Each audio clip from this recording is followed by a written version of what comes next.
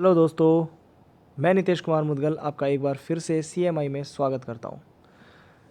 और कैसे हो दोस्तों सभी।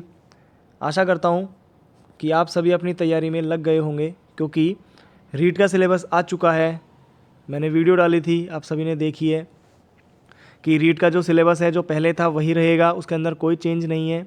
ठीक है, इसके अलावा उसकी जो डेट है अभी तक कोई डिसाइड नहीं हुई है, लेकिन फिर भी मंथ बताया गया है कि जो पहले से डिसाइडेड था कि जैसे सितंबर में होने वाला है, तो सितंबर का कहा गया है इसके लिए। तो आप सभी तैयारी में लग गए होंगे। इसी को आगे बढ़ाने के लिए हमने आप सभी के लिए एक नई सीरीज़ चालू की है, एक क्वेश्चन आंसर सीरीज़ चालू की है। इसके अंदर आपको हर दिन एक वीडियो मिलेगी जिसके अंदर कुछ क्वेश्चन होंगे। हम उन क्वेश्चंस पर बात करेंगे और उनके आंसर्स जानेंगे, उनके हर एक ऑप्शन पे पूरी बात की जाएगी। तो बिना टाइम को वेस्ट किए हुए चलिए शुरू करते हैं। सभी की स्क्रीन पर क्वेश्चन आ चुका है, तो आप सभी को क्वेश्चन देखना है सबसे पहले, और इसका आंसर अपने मन में सोचना है, या आप एक कॉपी पेन ले सकते हैं, उसके अंदर आप लिखते जाइए, क्योंकि लास्ट में आप सभी को कमेंट करना है कि आपके कितने आंसर सही रहे, और ये भी बताएं कि ये सीरीज़ आपको कैसी लगी। कमेंट ज़रूर करें।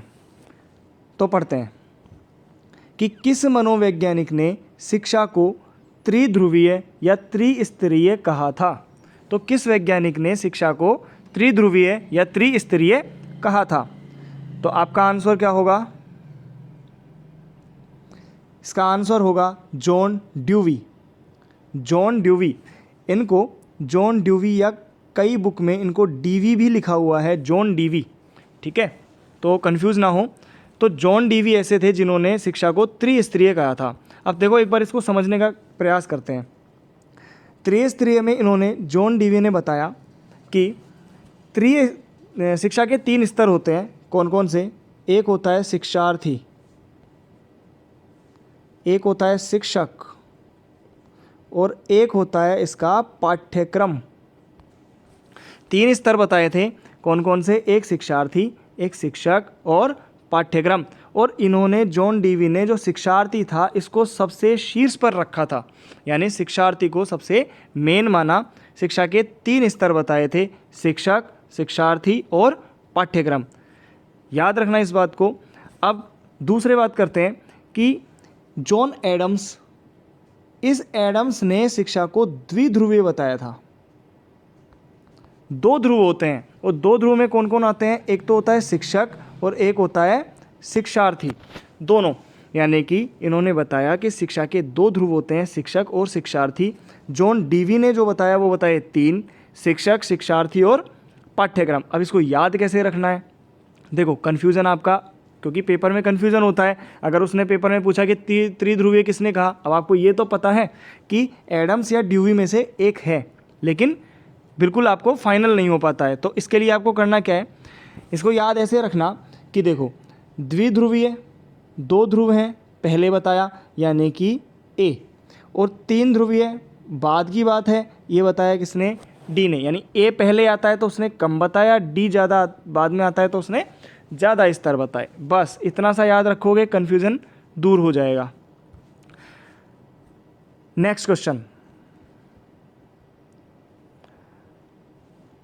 फ्रायड के अनुसार, नेक्स्ट क्वेश्चन है कि फ्रायड के अनुसार दमित इच्छाओं का द्वार, किसका द्वार, दमित इच्छाओं का द्वार मन की किस अवस्था को कहा गया है। देखो, फ्रायड ने, सिगमंड फ्रायड ने मन की 3 अवस्थाएं बताई थी, चेतन मन, अचेतन मन, अर्धचेतन मन। ठीक है, ये सबको पता होगा आपको। तो दमित इच्छाओं का जो द्वार है वो किसे कहा गया है। तो सोचो, इसका आंसर होगा अर्धचेतन मन, सबकॉन्शियस माइंड। एक बार समझना इसको कि सबसे पहले तो चेतन मन क्या होता है। देखो, चेतन मन वो होता है कि जो जागृत अवस्था है, यानी खुली आंखों से जो कुछ दिख रहा है आपको, उस वक्त आपके माइंड में जो कुछ भी चल रहा है वो सब चेतन मन है। जैसे आप किसी चीज़ के सामने खड़े हैं, आप उसे देख रहे हैं, उसकी आकृति को देख रहे हैं, ये सब आपके चेतन मन में हो रहा है। एक होता है अचेतन मन। अचेतन मन जो होता है, यानी कि सोई हुई अवस्था, बिल्कुल सुप्त अवस्था, निष्क्रियता की अवस्था, जब आप बिल्कुल निष्क्रिय हैं। और एक होता है अर्धचेतन मन। अर्धचेतन मन में क्या होता है कि इंसान ना तो अभी सोया हुआ है, पूरा निष्क्रिय भी नहीं हुआ है, लेकिन पूरा सक्रिय भी नहीं हुआ है। यानी मैं ये कहूँ कि सोने और जब आप सोने जाते हैं, आप सो रहे हैं, उससे पहले यानी नींद आने से पहले की अवस्था, नींद अभी आई नहीं है लेकिन उससे पहले की अवस्था, उसको हम कहते हैं अर्ध चेतन मन या सब कॉन्शियस माइंड उस वक्त काम करता है और ये दमित इच्छाएं उसी सब कॉन्शियस माइंड के अंदर रहती हैं। तो अब एक नया शब्द आ गया कि दमित इच्छाएं क्या होती हैं। तो दमित इच्छाएं वे इच्छाएं होती हैं कि जिनकी पूर्ति नहीं होने के कारण हम उनको धीरे धीरे अपने मन के अंदर बस बसा लेते हैं कि हाँ ठीक है, ऐसा हम बाद में कभी करेंगे, और हम उसको धीरे धीरे भूल जाते हैं। समय के साथ जो इच्छाएं दब जाती हैं, जिनका दमन हो जाता है, वो सभी क्या कहलाती हैं? दमित इच्छाएं कहलाती हैं। क्लियर हो जाना चाहिए। तो दमित इच्छाओं का द्वार किसे कहा गया है? अर्धचेतन मन को। नेक्स्ट क्वेश्चन कि मनोविज्ञान को व्यवहार का विज्ञान कहने का सबसे पहले प्रयास किस मनोवैज्ञानिक ने किया? कि मनोविज्ञान जो है, साइकोलॉजी को व्यवहार का विज्ञान कहने का प्रयास किस मनोवैज्ञानिक ने किया? तो बताएंगे किसने किया? सोचो। ये किया था विलियम मैकडूगल ने। मनोविज्ञान को व्यवहार का विज्ञान कहने का सबसे पहला प्रयास, शब्द को देखना अच्छे से, सबसे पहला प्रयास किसने किया था? विलियम मैकडूगल ने 1905 में। ठीक है, सबसे पहले कहने का प्रयास किया था इन्होंने। इसके बाद में 1912 या 1913 में एक वैज्ञानिक हुए वॉटसन, जिन्होंने व्यवहारवादी विचारधारा को प्रस्तुत किया। और व्यवहारवादी विचारधारा को प्रस्तुत करने के कारण ही वॉटसन को व्यवहारवाद का जनक कहा जाता है। तो व्यवहारवाद का जनक तो कौन है? वॉटसन है। लेकिन सबसे पहले कहने का जो प्रयास था वो किसने किया था? विलियम मैकडूगल ने। बहुत अच्छे से ध्यान रखना, इस क्वेश्चन को पूछा गया है पहले भी किसी परीक्षा में, दोबारा पूछने की संभावना बनती है। तो चलते हैं नेक्स्ट प्रश्न की तरफ। नेक्स्ट प्रश्न आपके सामने कि मनोसामाजिक सिद्धांत, ध्यान से देखना, मनोसामाजिक सिद्धांत के प्रतिपादक कौन है? तो बताइए कौन है? मनोसामाजिक सिद्धांत के प्रतिपादक कौन है? मनोसामाजिक सिद्धांत दिया था एरिक्सन ने। एरिक्सन ने मनोसामाजिक सिद्धांत दिया था। अब बहुत इंपॉर्टेंट बात बता रहा हूँ, याद रखना कि कोई भी सिद्धांत मनो से स्टार्ट हो रहा है, मनो से स्टार्ट हो रहा है, उसके जो जनक या प्रतिपादक जो भी होंगे वो होंगे फ्रायड, सिगमंड फ्रायड। लेकिन इसके अंदर दो सिद्धांत ऐसे हैं, एक तो आ रहा है मनोसामाजिक सिद्धांत जो किसने दिया है? एरिक्सन ने। और एक और होता है मनोनाटकीय सिद्धांत। मनोनाटकीय सिद्धांत ये दिया था मोरेनो ने। ध्यान रखना बहुत अच्छे से कि केवल दो सिद्धांत ऐसे आ रहे हैं जो कि मनोनाटकीय ये दिया था मोरेनो ने, तथा मनोसामाजिक सिद्धांत ये दिया था एरिक्सन ने। इसके अलावा जितने भी सिद्धांत जो कि मनो से स्टार्ट होते हैं, जैसे मनोविश्लेषणवादी सिद्धांत, ठीक है, या फिर मनो रचना वाला सिद्धांत या मनोयुक्ति का सिद्धांत, ये सब सिगमंड फ्रायड के हैं। तो कन्फ्यूजन दूर हो जाएगा। केवल दो याद रखने हैं कि एक तो मनोसामाजिक और मनोनाटकीय। अगले एक प्रश्न की तरफ चलते हैं। अगला प्रश्न है आपके स्क्रीन पर कि बच्चों में संवेगात्मक स्तर को जानने की सर्वोत्तम विधि मानी जाती है। कि बच्चों का संवेगात्मक स्तर जानने की सबसे अच्छी विधि कौन सी है? तो बताइए फटाफट कि कौन सी विधि होगी। देखिए, तो सबसे अच्छी विधि कौन सी होती है? साक्षात्कार विधि। कि बच्चों का जो संवेगात्मक स्तर है उसको जानने के लिए कौन सी साक्षात्कार, मतलब इंटरव्यू मेथड। ठीक है, तो इसको जानने से पहले सबसे पहले ये जानना जरूरी है कि संवेग क्या है। देखो संवेग क्या है कि संवेग को हम कहते हैं इमोशंस। आपके इमोशन का मतलब होता है कि मन के भाव, कि आपके मन में किस तरीके के भाव उठ रहे हैं, वही आपके क्या हैं? संवेग हैं, इमोशंस हैं। अब इन इमोशन के बारे में जो ये कहा जाता है कि जो इमोशन है वो शरीर के द्वारा तो प्रदर्शित होते हैं, आप सभी को पता है, और मस्तिष्क के द्वारा क्या होते हैं, नियंत्रित होते हैं। यानी जो संवेग आपके मन में उठ रहा है, जो भाव आपके मन में बन रहे हैं, वो शरीर के द्वारा तो प्रदर्शित होंगे और मस्तिष्क के द्वारा क्या होते हैं, नियंत्रित किए जाते हैं। और इन चीज़ों को देखने के लिए सबसे अच्छी विधि जो होती है वो होती है साक्षात्कार विधि। एक एग्जाम्पल देता हूँ छोटा सा, कि चलो मानते हैं कि आपका एक इंटरव्यू है, उसके अंदर आपसे क्वेश्चन पूछे गए कुछ और आपको उनके जवाब नहीं आए। नहीं आने के कारण आप थोड़े से घबरा गए। तो वो घबराहट जो दिख रही है वो आप अपने शरीर के द्वारा प्रदर्शित करेंगे। कैसे? जैसे कोई पैर हिलाने लग जाता है या हाथों को मलने लग जाता है, हाथ मसल रहा है, तो इससे पता लगता है कि वो घबराहट में है। तो जो भाव उसके मन में प्रकट हुए वो शरीर के द्वारा प्रदर्शित किए जा रहे हैं। अब इंसान चाहे तो अपने मस्तिष्क के द्वारा उसको नियंत्रित भी कर सकता है। तो बच्चे का संवेगात्मक स्तर कैसा है ये जानने की सबसे अच्छी विधि कौन सी हो गई, साक्षात्कार विधि। अगले प्रश्न की तरफ चलते हैं। प्रश्न है outlines of psychology. Outlines of psychology पुस्तक के लेखक कौन है? ये लेखक गलत लिखा गया, लेखक कौन है? तो आउटलाइंस ऑफ साइकोलॉजी एक पुस्तक थी जो किसने लिखी बताइए? ये पुस्तक लिखी है विलियम मैकडूगल ने। विलियम मैकडूगल ने, जब अभी हमने पिछले प्रश्न में पहले बात की थी अभी, कि विलियम मैकडूगल ही वही थे जिन्होंने व्यवहार जो शब्द है वो सबसे पहले प्रयोग किया था। ठीक है, तो इन्होंने इसी पुस्तक में उस शब्द का प्रयोग किया सबसे पहले, आउटलाइंस ऑफ साइकोलॉजी। तो ये किसकी पुस्तक हुई? विलियम मैकडूगल की। नेक्स्ट प्रश्न की तरफ चलते हैं। मनोविकार, प्रश्न आपके सामने है कि मनोविकार डिसलेक्सिया किससे संबंधित है?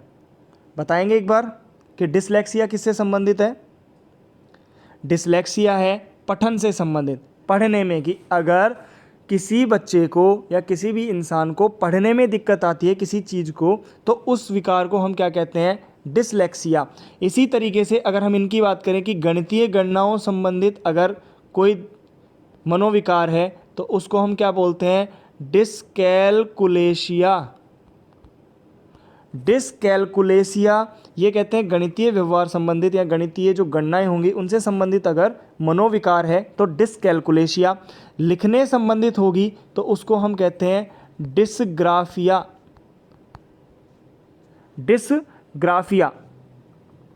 ठीक है ना? तो दोनों आपको समझ में आ गए होंगे कि सबसे पहले कि किस तरीके से डिसकैलकुलेशिया का मतलब तो क्या हो रहा है? डिसकैलकुलेशिया का मतलब हो रहा है कि गणना करने में दिक्कत आ रही है, कि कैलकुलेट करने में, जैसा उसके नाम में लिखा हुआ है कैलकुलेशिया, तो कैलकुलेशिया का मतलब हो गया कैलकुलेटर, तो कैलकुलेशन में दिक्कत है। ग्राफिया, कोई ग्राफ को अपन बनाते हैं तो ग्राफ को मतलब लिखने संबंधित, कि लिखने संबंधित आ रही है तो डिसग्राफिया। और डिसलेक्सिया का मतलब हो गया कि पढ़ने संबंधित जो मनोविकार होगा उसे डिसलेक्सिया कहते हैं। क्लियर है? नेक्स्ट अगले प्रश्न की तरफ चलते हैं। किसे शिक्षा मनोविज्ञान का जनक कहा जाता है? शिक्षा मनोविज्ञान का जनक किसे कहा जाता है? तो बताएंगे एक बार आप, किसे कहा जाता है? रूसो, अरस्तु, थॉर्नडाइक, पावलोव। तो शिक्षा मनोविज्ञान का जनक कहा जाता है थॉर्नडाइक को। ध्यान रखना बहुत अच्छे से कि अरस्तु को तो मनोविज्ञान का जनक कहा जाता है, ठीक है, लेकिन थॉर्नडाइक को शिक्षा मनोविज्ञान का जनक कहा जाता है, क्योंकि शिक्षा के क्षेत्र में इन्होंने मनोविज्ञान का प्रयोग किया था। इसीलिए शिक्षा मनोविज्ञान का जनक किसे कहा जाता है? थॉर्नडाइक को कहा जाता है। क्लियर है? नेक्स्ट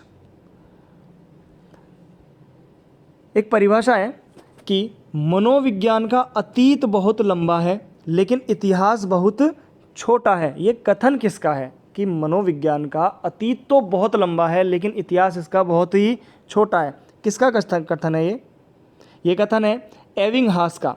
एबिंगहास ने ये लाइन कही थी कि जो मनोविज्ञान है इसका अतीत बहुत लंबा है लेकिन इसका इतिहास बहुत छोटा है। तो दो शब्द आ रहे हैं आपके सामने बार बार कि एक तो है अतीत और इतिहास, इन दोनों में फ़र्क क्या है?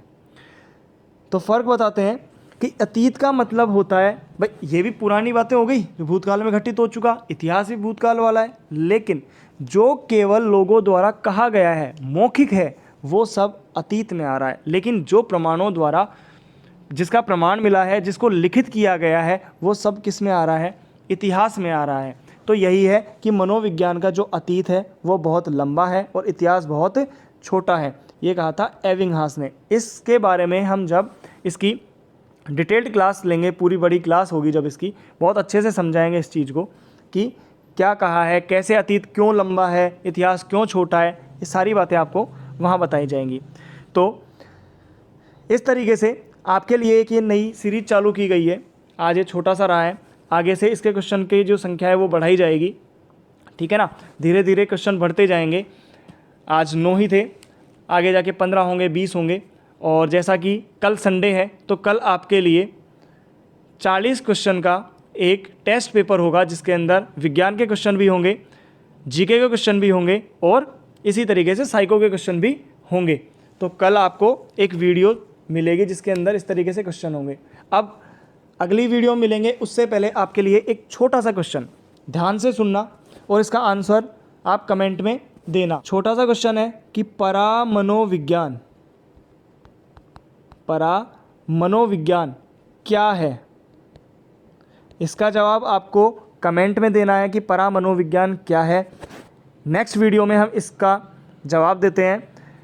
तब तक के लिए वीडियो अगर अच्छी लगी तो लाइक करें, शेयर करें और हमारे चैनल पे नए हैं तो सब्सक्राइब ज़रूर करें, अपने दोस्तों के साथ इसे शेयर करें। इसी तरीके से आपको वीडियोस मिलती रहेंगी।